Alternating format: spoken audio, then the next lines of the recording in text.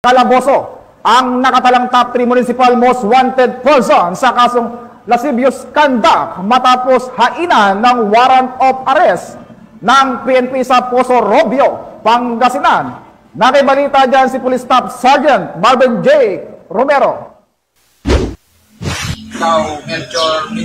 Isang lalaki ang niaresto ng mga tauhan ng Poso Robio PNP na tinaguri ang top 3 municipal most wanted person sa kasong lascivious conduct sa Poso Robio, Pangasinan.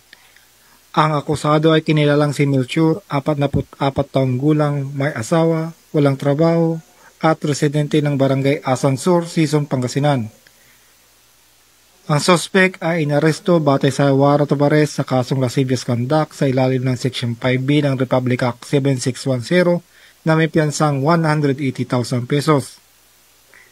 Nasa kustudiya na ng Poso Robio Police Station ang suspect para sa wastong dokumentasyon. Pinapaalahanan ng mga otoridad ang publiko na makipagtulungan sa kanila upang mapanatili ang kaayusan at kaligtasan sa komunidad. Mula dito sa Ilocos Region, ako ang iyong PNN Correspondent Police Staff Sergeant Marvin J. Romero, alagad ng batas, taga-taguyod ng Balitang Pulis.